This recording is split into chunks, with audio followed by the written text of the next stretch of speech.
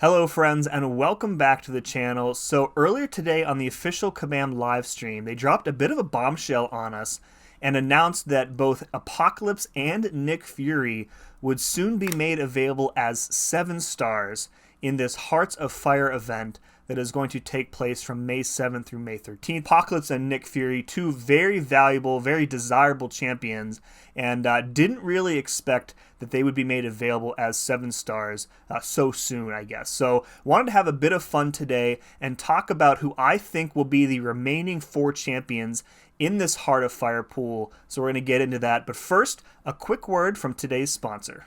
Hey folks, you know that one of my favorite things about all the games that I play is collecting everything, especially when that everything includes all of my favorite Marvel characters. Lately though, I've been really looking to scratch that collecting itch, and so I decided to try out Marvel Strike Force, who has generously sponsored today's video. Now, Marvel Strike Force is a squad-based RPG that lets you assemble a team of your favorite Marvel characters and take part in epic battles against iconic villains like Apocalypse and Doctor Doom. Now, for a limited time only, use the link in the description below or scan the QR code that's on screen right now to download the game for free and stick around to hear how you can get Nightcrawler and Cyclops absolutely free. Marvel Strike Force is a great way to wind down in the evening after I put the kids to bed, or when my war fights are done for the day and I'm waiting for my arena teams to refresh. It's great to have while I'm on the couch watching a movie because nothing in it is timed and I can put it down for a moment or two if needed without penalty. Now, one of the characters I unlocked right away is Mockingbird. She's got this really cool super move where she'll attack a bunch of different enemies in a row, and she can sometimes KO 3 or 4 or even the whole enemy team all by herself in a single turn. I also really like the team assists, and my favorite so far is when Luke Cage uppercuts someone into the air and then Punisher shoots them. In Marvel Strike Force, new characters are being added constantly, and if you're a new player like I am, you can unlock up to 17 new characters just in the first month alone. You can play the game solo or team up with an alliance for a mode like Alliance War, or go head-to-head in a mode called the Crucible. Starting this month, the highly anticipated Vigilante team is being added to the game. This team has a brand new version of Daredevil, along with Punisher, Hitmonkey, Silver Sable, and Elektra. And finally, as a bonus, during the month of April, my subscribers have the opportunity to get Cyclops and Nightcrawler absolutely free. Simply download the game using my link and then enter code 7 in all capital letters. It is never fun to feel hopelessly behind when you start a new game like this, so getting additional characters right away is going to give your account a much needed early boost. So download Marvel Strike Force today using the link in the description or the QR code on screen, and thank you Marvel Strike Force for sponsoring today's video. So we're going to make a few assumptions when predicting the rest of this pool here. And the first one is that we're going to assume that this pool is going to function similarly to the way that previous exclusive champion pools have. So if you think back to the Gifted Guardians, the Glorious Guardians, the Omega Days pool, there was always 6 exclusive champions and 1 per class. So for the remaining 4 champions here, I'm going to assume that there will not be another mutant champ or another skill champ, since those classes are already represented here. The second assumption that I'm going to make is that there's not going to be any significant buff made to any champ in this pool. So the Glorious Guardians, which is the most recent pool, all 6 of those champions were given very significant buffs. It doesn't feel like we're going to get the same thing this time around. So I'm going to assume that any champion in this pool does not need a major buff. A couple value changes, I may be a little flexible on that, but no giant mechanical changes and definitely no major overhauls. And then the third thing that I'm going to assume here is that given the community hype for Apocalypse and Nick Fury, I feel like they're going to want to keep the ball rolling with the remaining 4 champs, so I'm going to assume that the general hype level for each of the remaining 4 champs has to be at or around the same level of Apocalypse and Nick Fury. I really don't think that they're going to drop Apocalypse and Nick Fury into this pool and then follow up with 4 really dud champs. So we're going to assume that the entire pool is going to be what I think the majority of community would call pretty good. Okay, let's start off with the science class. I have the sheet filtered here to display only the science champions who are currently unavailable as 7 stars. And one thing you're going to notice as we go through this class, and the rest of the classes for that matter, is that the majority of these champions that have yet to come out as 7 stars kind of fall into the like kind of bad through very, very bad range. So you've got like, Original Abomination, who is not very good without a synergy team. The Captain Americas are bad. You got MODOK, Rhino, Yellow Jacket was buffed once already. He is still not very good. So I feel like you can safely eliminate the majority of each of these class pools based on that. I really don't think we're going to see a major overhaul in this pool. If you're Kabam, you want this event to succeed. You want all 6 champions in this pool to be desirable. So taking a chance on a buff doesn't really feel like the right call here. That being said, one champion does stand out for me, and that is Immortal Abomination. And the reason for him standing out may be a little flimsy, but I'm gonna roll with it anyways. If we look at the April patch notes, there is something in the middle of the bug fixes section here. Where is it? Right here in the middle.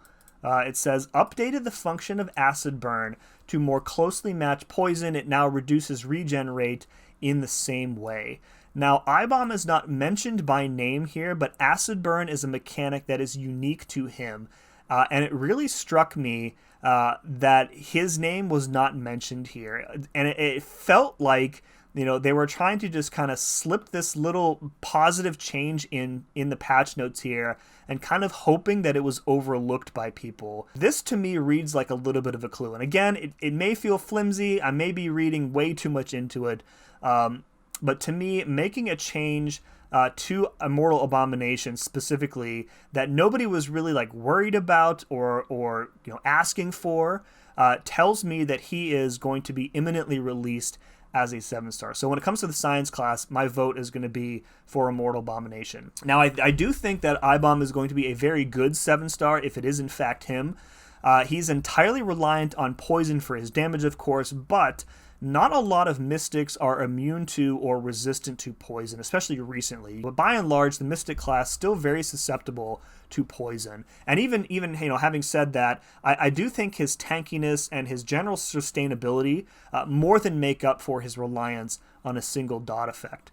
I also like that he gets weakness on blocking specials. So somebody like Enchantress, for example, you push her to her special 2, you have to block it because you cannot dex it, but you're placing all those weaknesses on her as you do that, and you're massively reducing the chip damage. I do think there are others, some other good options in the science class.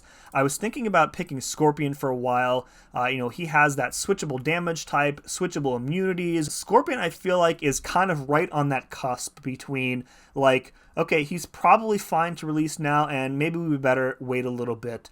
Because he's kind of maybe leaning on the side of like too powerful. Cassie Lang is another really good option. Cassie is a fantastic champion. Would not be surprised to see her in that pool as well. And then the last one I legitimately did consider is Human Torch. And like I'm trying to like justify it to myself. Like, honestly, would this be so bad? Like, he can nuke like pretty much anybody, especially in the Mystic class.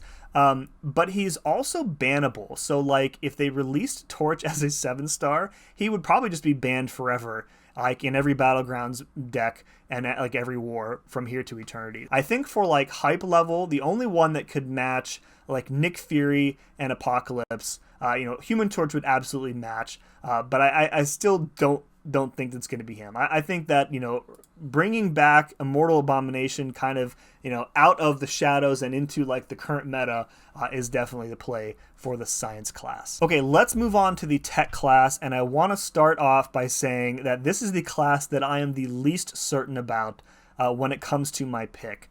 We should also mention at the start that there is one champion in the tech pool who I think will probably not ever be a 7 star, and that is Ghost. I would be absolutely floored, shocked out of my mind if Ghost was a 7 star, like ever. There are also, a bunch of duds in the tech class as well. Iron Patriot is bad. Psycho Man Silver Centurion is bad. Now, when it comes to a champion that I want to see as a 7 star in the tech class, my number one want is Viv Vision. I love Viv Vision. She is one of my favorite tech champions. I would rank her and sig her up immediately if she was ever released as a 7-star. That being said, there is no way that I could argue that Viv Vision comes even close to matching the hype level of like Nick Fury or APOC. And in fact, I would argue the opposite, that putting Viv in this pool would be a huge mistake, and it would be one of those things where, you know, you're opening crystals, you're trying to get that Nick Fury dupe, and you keep pulling Viv Vision, and you get so mad, why do I keep pulling Viv? I hate Viv now. So yeah, I think Viv Vision is not in this pool, and I don't think she should be in this pool. Now, I'm going to go out on a limb here with my tech choice, and I'm actually going to say that it's going to be Nimrod. As I said a minute ago, this is the one that I am the least sure about because Nimrod is very, very strong. He definitely meets the hype level of Nick Fury and APOC. When I thought about like recent mutant defenders, the two big ones are Onslaught and Dust, of course, and both of them handle shock. So Onslaught, you shock him, you're going to have a really, really bad time. Dust is straight up shock immune. So when it comes to the two of them as defenders, they are really like, you know, Nimrod nuke proof. That being said, he is still very powerful. He can nuke through almost any other mutant on a variety of nodes, even like nodes that have like hazard shift debuffs that he's not immune to. He can usually end the fight before he dies, which is all that matters in like an Alliance War scenario.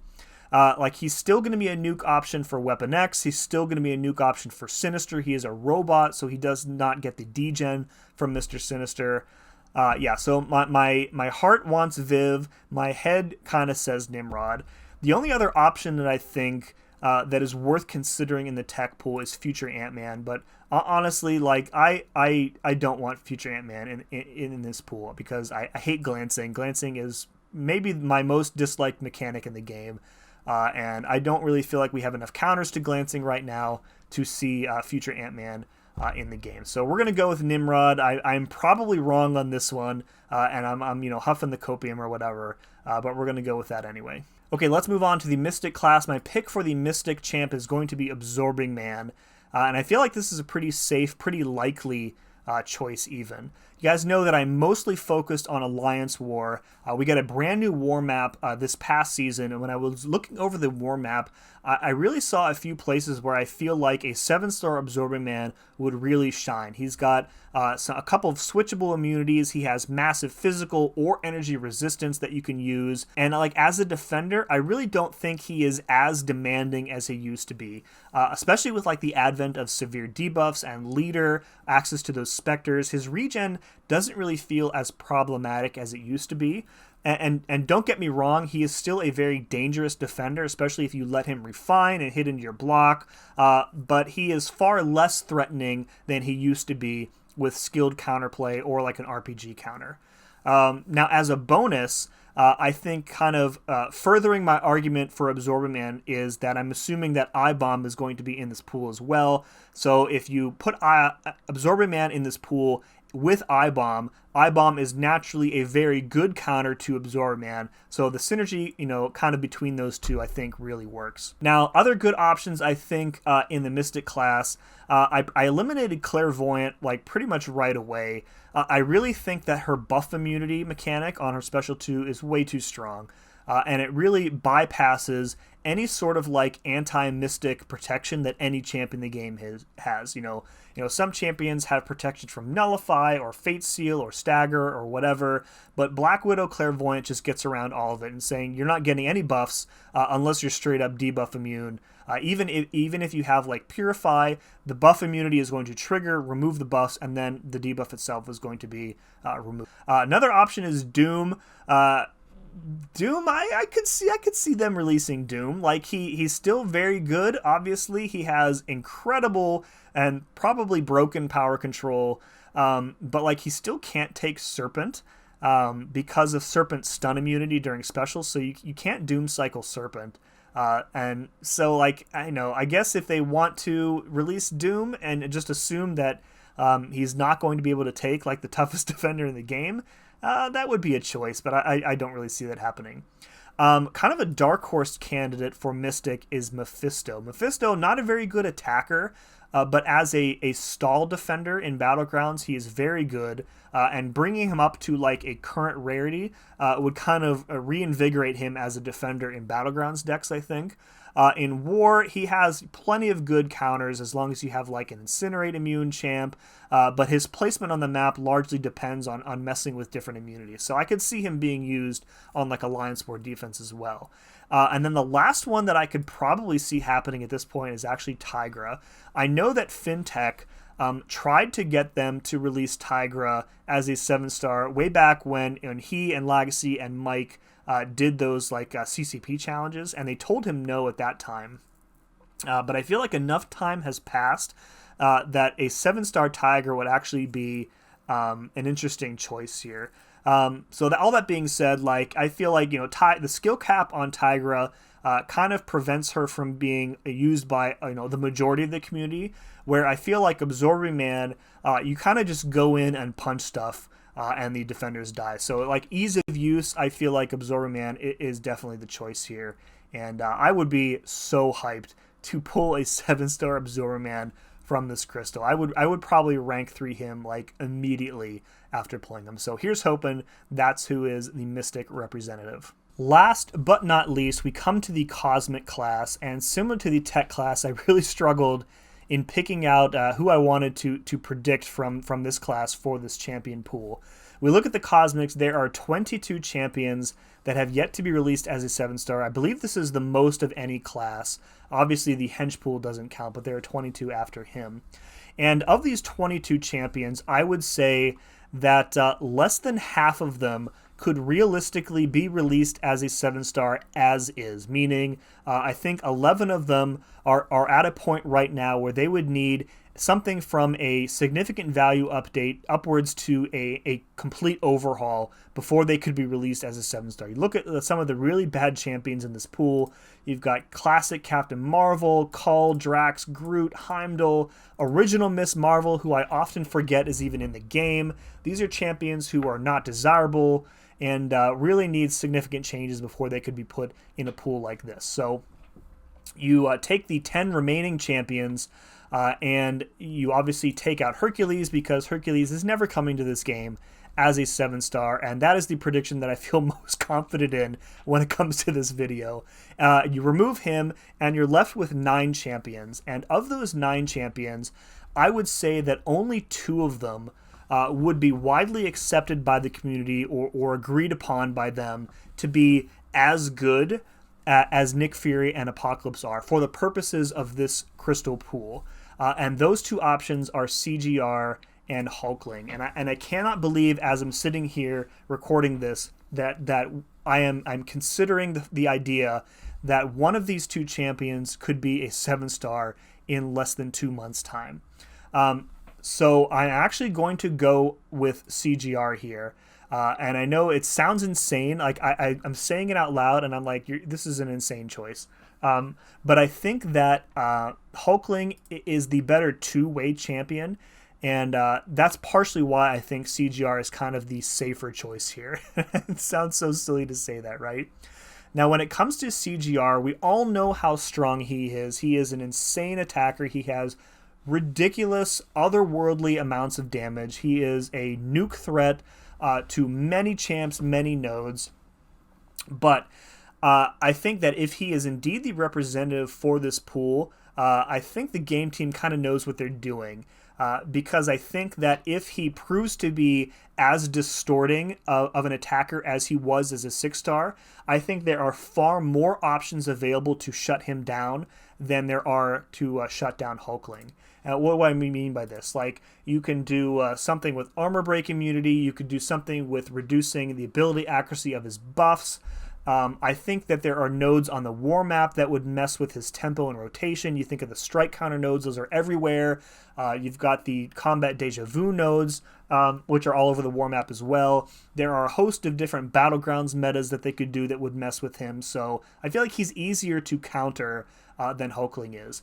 In addition, his signature ability, which has upgrades the damnation to include like a power lock, a fate seal, and a heal block. those effects do not apply to champions that are immune to them. So you think of like, applying damnation to a Serpent, for example. Serpent is Fate Seal immune, and I don't believe CGR can remove his buffs. And then the last thing that I was considering is a defender like Thanos, who has that like protection built into his kit at various thresholds, and that is specifically designed to prevent him from being nuked down like by a champion like CGR or Hulkling even. So again, there are lots of different ways that I think that they could counter CGR should he prove to be like way too strong of an attacker. More so than Hulkling, who I think is distorting not only as an attacker but also as a defender. Now, there are other good champions here who I think, again, could be released as a 7-star today without any changes. Original King Groot, still very, very good. I would love to have an original King Groot as a 7-star, even though I prefer the Deathless one these days. OG Thor is an interesting choice. The champion is pretty good. But by and large, these champs I don't really feel like hit that like hype level that the hype standard, let's say, that Nick and APOC have set. So let's recap here. So what I'm saying here is the 6 champions entering the 7-star rarity in May are APOC, Nick Fury, iBomb, Nimrod, CGR, and Absorber Man. And that is arguably the best champion pool of all time. I think that if you go into, if even like 4 or 5 of those are correct, you go into this event, if you only open 1 crystal, you would be over the moon happy with any one of those 6 champions. And I feel like that kind of meets the goal of like, making sure that every champion in the pool is like equally desirable. There's no duds. All of them are very, very good. So that's going to do it for this one. Let me know in the comments below what you think about my predictions. Let me know if you think different champions are going to be represented in this pool than the ones that I've chosen. I'm really interested to hear what you think. Also, if you could, let me know which champion of the 6, either that I've picked or that you've picked, you would be most interested in pulling if you were only to get 1 chance at them come May 7th. So again, let me know in the comments below. Remember to hit that like button, subscribe if you haven't already so you don't miss the next video. And as always, thank you very much for watching. See you again next time.